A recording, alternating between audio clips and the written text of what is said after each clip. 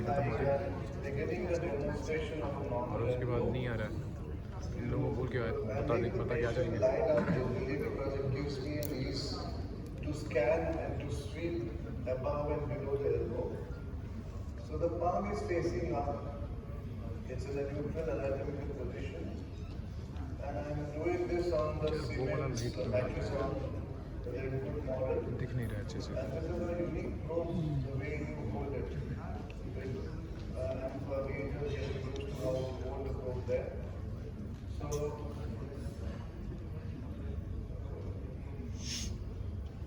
So I begin my scan at the cubital fossa. So what I'm doing essentially is I'm tracing down the shaft of the humerus. Shaft of the humerus till I come to this distal end there. And this is a landmark that we use. With MSK ultrasound, always remember that we use many landmarks.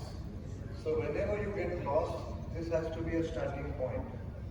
And that's the distal end of the humerus. You have the lateral and the medial aspect there. The lateral aspect is called the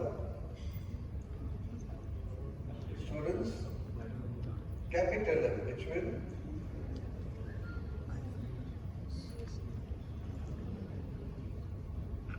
go with the radius. That's the pointed one, that's the trochlea. This will go with the ulna. And you see the hyaline cartilage covering the distal femur there. So, can I just reduce? So once I've seen that, you understand that the anterior aspect is the entire bulk of the muscle is the brachialis muscle. Okay? This is a brachialis which lies just above the shaft of the distal humerus. You have the brachial artery pulsating there. Just medial to it, you have the biceps tendon, and lateral to it, you have the biceps tendon, and just medial to it, that's the medial nerve. Once I go more medially, this is the pronator teres. Are you getting me? Are you there with me here? Okay. Overlying the distal shaft of the humerus, we have the brachialis. I go more medial, I find the pronator teres. I go more lateral, that is the brachioradialis. So between the brachialis and the brachioradialis, I will find the radial nerve. So we look for nerves in this soft tissues component, the echogenic fat there in between the muscles. So the brachioradialis is lateral, the brachialis is central, and the pronator teres is more medial. Above the brachialis, if I move more proximally, that is the biceps brachii muscle. I'm going more proximally there. Now I'm almost in the distal forearm. I come down, I see the biceps tendon forming there. I see the muscle shortening out,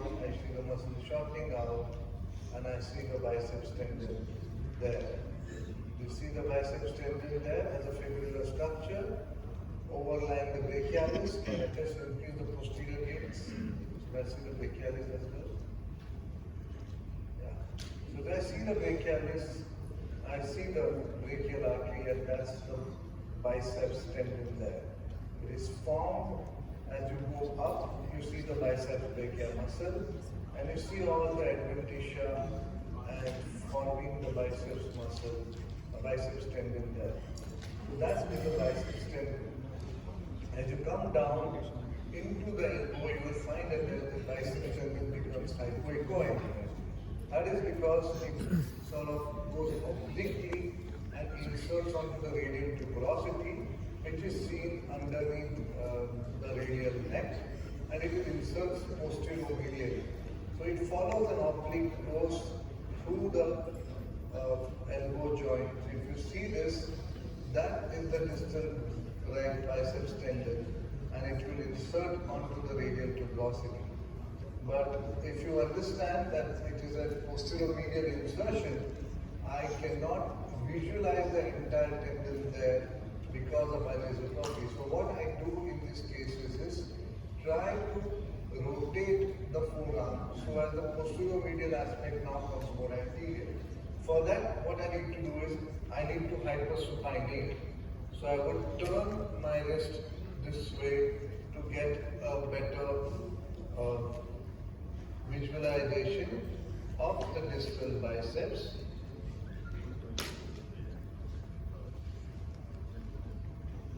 Through my angulation from the medial aspect. So just turn your hand like this.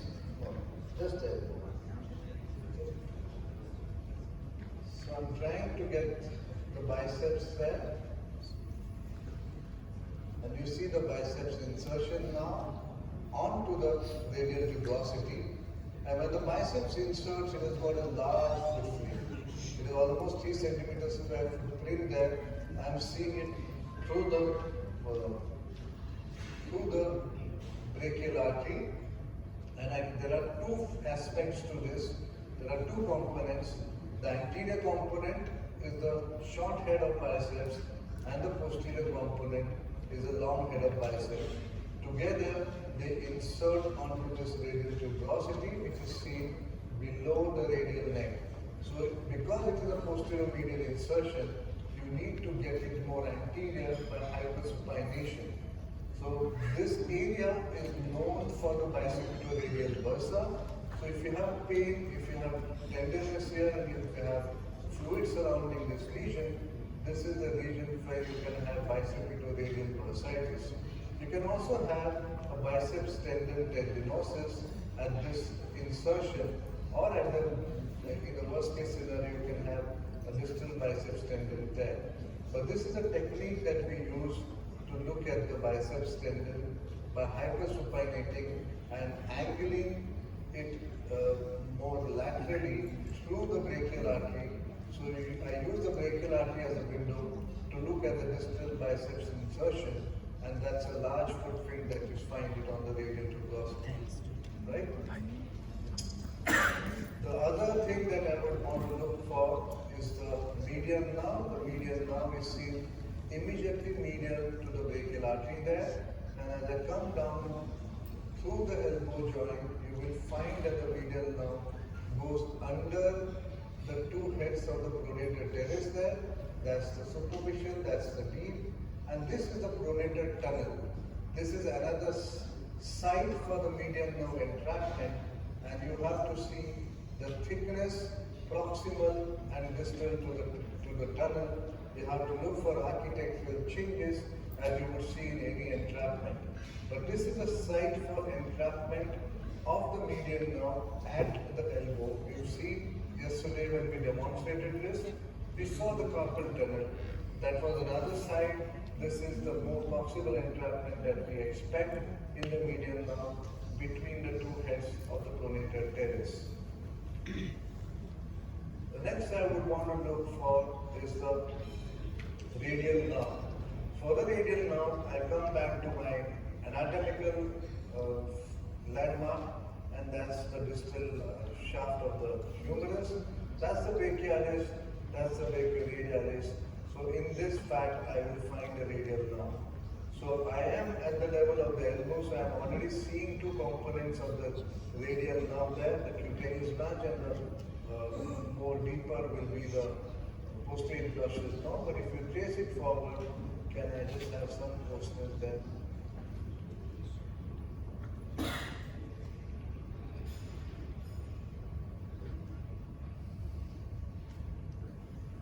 This is the radial nerve there, between the brachialis and the brachioradialis. As I go more posterior and more superior, I can see the radial nerve going all the way up to the spinal groove. That's the region of the spinal groove. I come down and I will see that the radial nerve will eventually bifurcate into the cutaneous branch and the posterior cruciate nerve. So this is the posterior cruciate nerve, that is the cutaneous branch. That you see this, both of these lesions very well even on the screen, and follow the posterior interosseous nerve. This is the motor branch. So any trauma to the motor branch will lead to a wrist block. So whenever you have a wrist block patient, you have to look at the posterior interosseous nerve, and you follow this nerve as it goes down in between the two fibers of the supinator. So you have other posterior interosseous nerve there between the superficial and the deep supinator there. This is where you will have the arcade of Frosch. So whenever you have a posterior interosseous entrapment, you can have a pinching of the posterior interosseous nerve as it enters the supinator tunnel at the arcade of Frosch, which is at the mouth of the tunnel. And for that, what we do is we do pronation supination to see whether the nerve kinks and there is a proximal dilatation of the nerve and the patient becomes symptomatic. So it's a dynamic maneuver that we undertake to look at the entrapment of the posterior interosseous nerve at the arcade of Frosch as it enters the supinator tunnel. So then we look at the joint. Can I have the light off, please?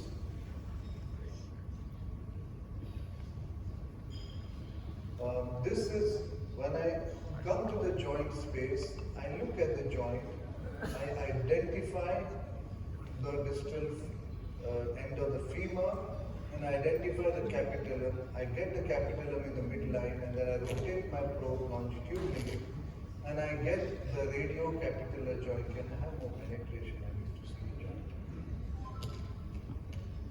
Between the joint, yeah.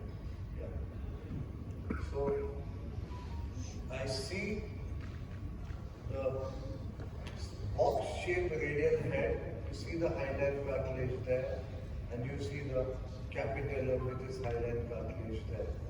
If I go up, just more penetration and go increase gaze. This is the radial fossa, where the radial will come and articulate, and as I move more medially in the same section longitudinal, I come to the ulna and the trochlea.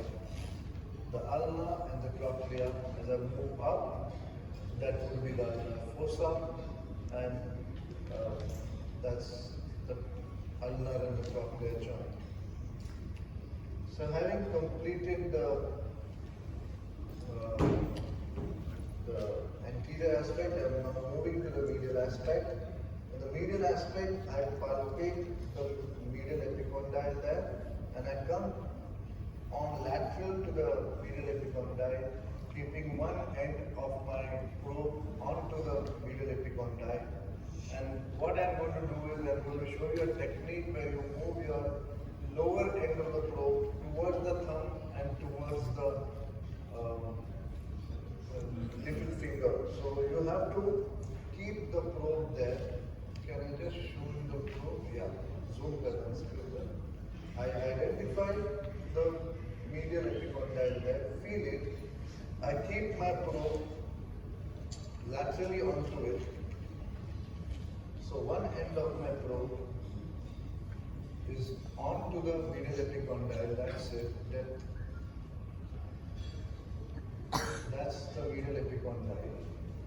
And I then move my transducer towards the thumb. You see the caudal angulation? I'm moving only the caudal part, this way. I'm moving the caudal part, and you see a tendon there which attaches itself to the medial epicondyle. And this tendon is the common flexor origin. Okay? Though the golfer's elbow is less commonly seen, but this is where you look for, you have to keep the cranial end of the probe onto the medial epicondyle and move the caudal end of the probe towards the thumb. And then you will see this tendon there, and that tendon has an insertion onto the medial epicondyle. And if you have an hypoequigenicity, if you have an increased vascularity in the healing phase, you know you're dealing with the golfer's elbow. Without moving the cranial end, if I just move my transducer towards the little finger, I find this ligament there, this thick band of ligament, which is deeper to the tendon, and that is the ulnar collateral ligament. The ulnar collateral ligament is a fixer of the elbow. It actually prevents lateral subluxations, and you want to strain it by pulling the hand, abducting the forearm, and try to see whether it gives weight. You see this is the joint between the humerus and the ulna. So when you're doing a dynamic maneuver, you try and see whether the joint expands, whereby saying that this ligament is torn and therefore the joint is now unstable and therefore widens in space. So to place the ligament, all you need to do is move the cranial head of the transducer to the little finger. To get the tendon, you move the transducer towards the thumb and you get the tendon. Are you appreciating that on the screen? Are you or you not? Yes, yes. So my angulation towards the thumb gives you the tendon. My angulation towards the little finger gives you this thick band of ligament which attaches the distal end of the humerus to the subline tubercle of the ulna there. This thick band of ligament down, deep down. Now remember, ligaments are always interosseous. So you will see them deeper in between the bones. Tendons are more superficial, ligaments are almost deep because they are interosseous. So that's the site where you will look for the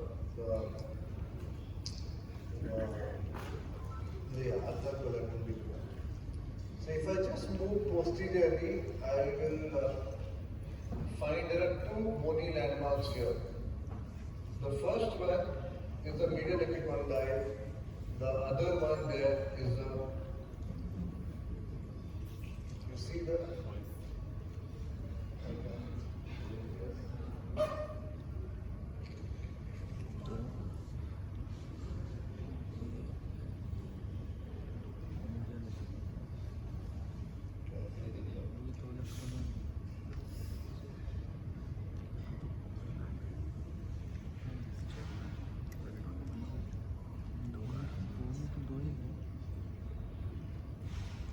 so I keep my transducer bridging the two.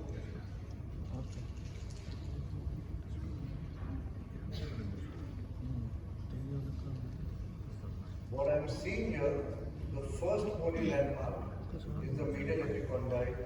The second, more benign landmark is the olecranon process of the ulna.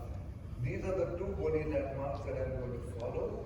This is important because you deal with another entity there where you see the ulnar nerve in the cubital tunnel.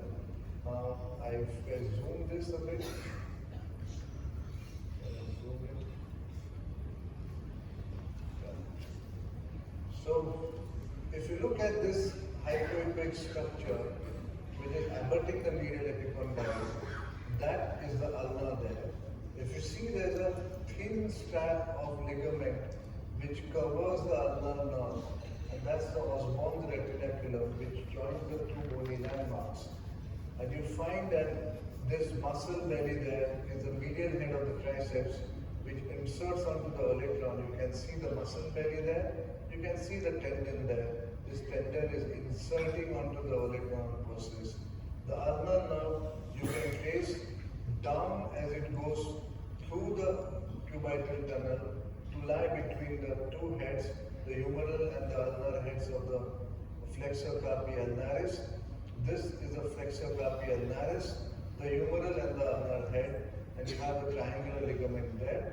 This is a site where you can have ulnar entrapment, and the cubital tunnel, as you say, as it comes out from that bony edge between the two heads of the flexor carpi ulnaris, covered by the triangular ligament. This is where you measure the ulnar nerve at the proximal aspect. If it is more than 9 millimeters square, you're talking of ulnar neuropathy. But of course, there are telltale signs of neuropathy when you have altered protection, when you have bulky hypoechoic nerve, you have increased vascularity. All of those ancillary features would be there. If you look at the cubital tunnel, this thick band that you see that thick band that you see is the posterior band of the ulnar collateral ligament. That is also an elbow stabilizer there. So when you look at the cubital tunnel, it is again a fibro-osseous tunnel. Two fibrous structures, one above is the Osborn's retinaculum, one below is the thick posterior band of the ulnar collateral ligament, and two bony landmarks. Medially you have the medial epicondyle, laterally you have the olecranon process, and you have the medial head of triceps. Sometimes you have an aberrant muscle there, the anconius, and if it is there, it will impinge onto the ulnar nerve. So know the context. Anything apart from this is abnormal, and anything in this fibro-osseous tunnel can impinge onto the ulnar nerve, leading to a cubital damage. Now coming laterally, I will sort of slightly keep the hand in semi-pronation, and I will palpate the lateral epicondyle. I always do the palpation because it gives you a precise location where you keep the probe, and then I keep my probe onto the lateral epicondyle, and you can see that that is my site of. Can you just zoom it a bit?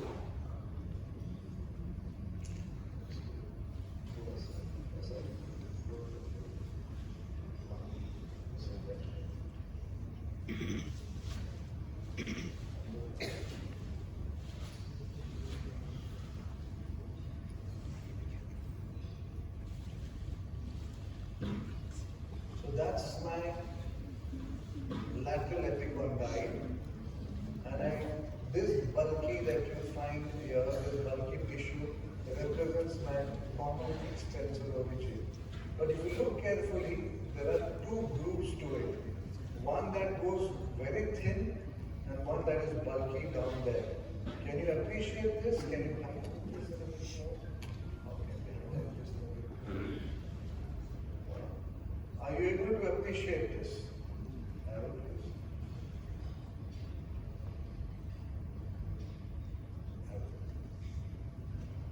The one that is much thinner above and the one that is much thicker.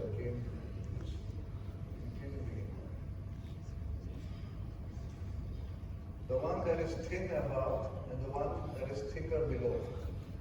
The one that is thin above has two parts. As I move anterior, it is formed by the extensor digitorum. As I move posterior, it is formed by the extensor carpi ulnaris. So there are two extensors which are more superficial.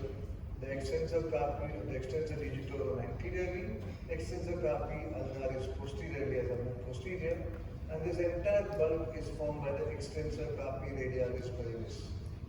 Now if I consider this entire slot as a lateral epicondyle, almost 2/3 of this length is formed by the footprint of the common extensor. So this is the large footprint of the common extensor, occupying almost 2/3 of the bony surface, and any abnormality here, hypoechogenicity, tears, can lead to a tennis elbow. So you can actually insert the steroids more superficially. We avoid inserting steroids into the tendons at all times. Do remember that. Steroids are inserted superficially, they seep into it. If you have to insert anything into the tendon, you can actually insert a PRP. You can do dry needling if it's a cold lesion, so that you create an injury which will actually heal begin the healing process. So this insertion, which occupies the 2/3, represents the common extensor origin, which has got two components. The one thin superficial anterior is the extensor digitorum. The thin superficial posterior is the extensor carpi ulnaris, and that entire breadth is the extensor carpi radialis brevis. When I come to the last 1/3 of the insertion, you find there's a thick band of hyperechoic tissue. Do you appreciate that? Do you appreciate the difference in echogenicity here? Yes or no? Yes. So this band represents the radial collateral ligament. Okay, that's the radial collateral ligament. As I said, it is interosseous. That's the radiocapitular joint, and this is where you would look for the radial ligament injury. That's the footprint of the common extensor and a thicker band which occupies the lower 1/3 of the bony portion of the lateral epicondyle is for the insertion of the radial collateral ligament. And that's the joint there. Sometimes at the radial end you will have a synovial plica which can cause impingement and pain. So when we insert into the joint, we can also use this method where we can go lateral and superior to inferior and insert into the joint. You can insert steroids into the joint, but you don't insert steroids into the tendon at any cost. We can insert them superficially. If you want to actually close down a tear, PRP will be much better as an alternative to steroids at any day.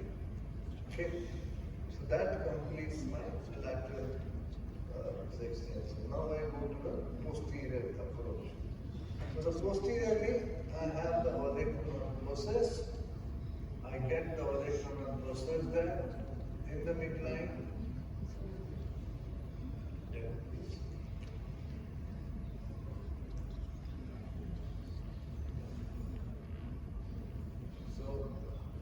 And supervision to the olecranon process, this is the posterior joint disease. This is where the olecranon will come and hinge when there is an extension. So if I ask him to extend, धीरे धीरे हाथ आगे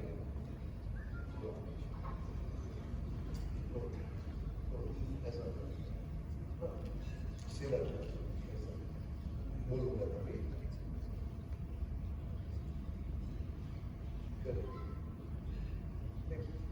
ऐसा सीधा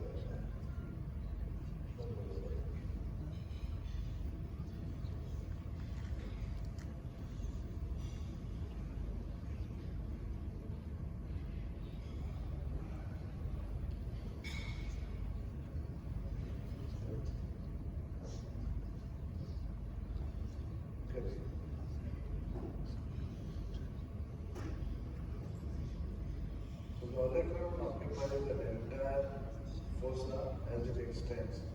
You see that? And it goes back to its normal position in complete flexion. So that's the posterior aspect there. And the triceps inserts onto the olecranon process there. You see the triceps muscle there. You have the triceps belly. You have the posterior triceps there. That's the medial triceps that will insert onto the olecranon. And you will have the lateral triceps there. So the triceps belly will insert onto the common tendon and insert onto the olecranon fossa. So very often when there's a tear, you need to see the tear also in a transverse view because again the footprint is larger. Sometimes you're going to have reflection of the long head, the medial head will be spared. So you can actually look at the selective insertion or you can go transverse over the olecranon to look at the entire triceps insertion there. So,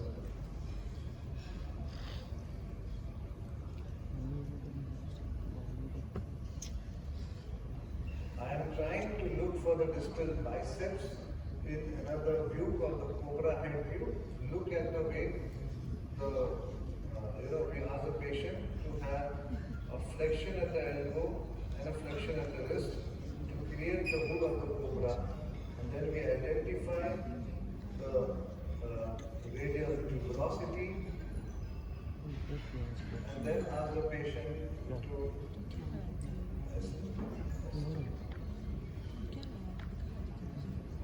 get the distal biceps more anteriorly from the posterior aspect. You see that distal biceps comes out in supination and goes back in pronation. We are taking a posterior approach there. This is called the cobra hood maneuver. And this is the point where this is the maneuver, or this is the scan plane which I would use to insert steroids into the bicipitoradial bursa.